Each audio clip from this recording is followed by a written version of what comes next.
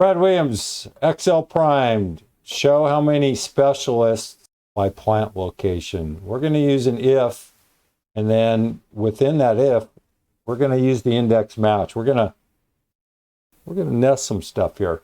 What are we doing? We have the specialist. We have this makeup here. We'll hit F9 until we find something here. Forget automaker. It's not important. We have the specialty and then our outcome.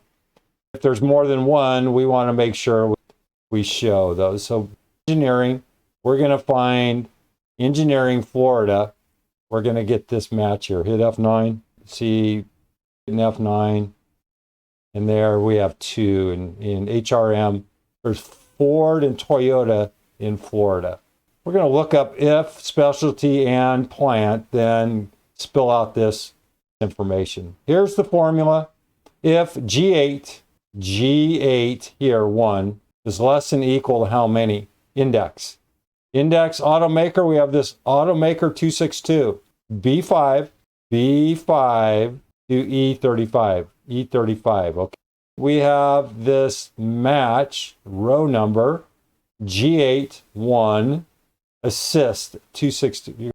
Here, we threw in an assist column. Why? Because trying to put all this stuff together is going to be impossible. So we go sum, E4 assist, and C5 is equal to I5, HRM, and D5 is equal to J5. You see how hard this would be trying to throw this into this if statement? It'd be crazy. What we're doing is looking down this list here, and it just helps us out. It saves us a whole bunch of time. Got that? I didn't note it at the opening. How many is the name range is equal to G5, see right here. And then how many is a max and assist. That's how many we have found. Under the assist, E5, E35.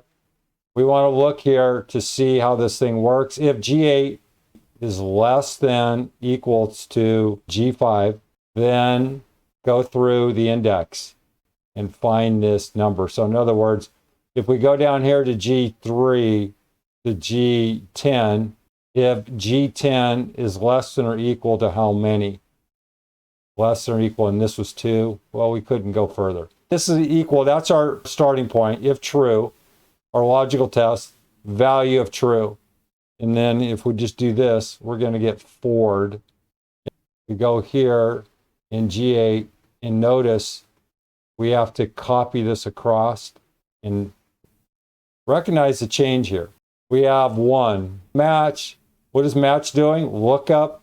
It's lookup array there. But then index is saying array, we have our row number, and then we recognize our column number. It's important because we're looking up Ford. So that's column 1. Here, notice we have 2, column 2, and then column 3, and we just copied this down.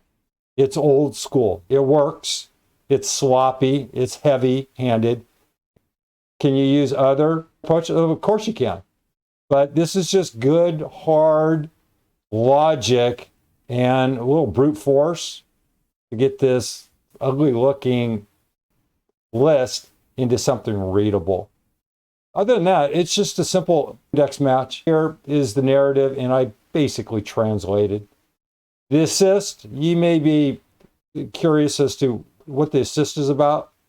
Read it over here, and then just play around with this layout.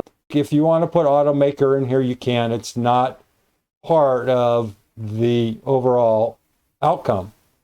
It's just there because the index takes care of the Ford. Fred Williams, Excel Prime, thanks for watching.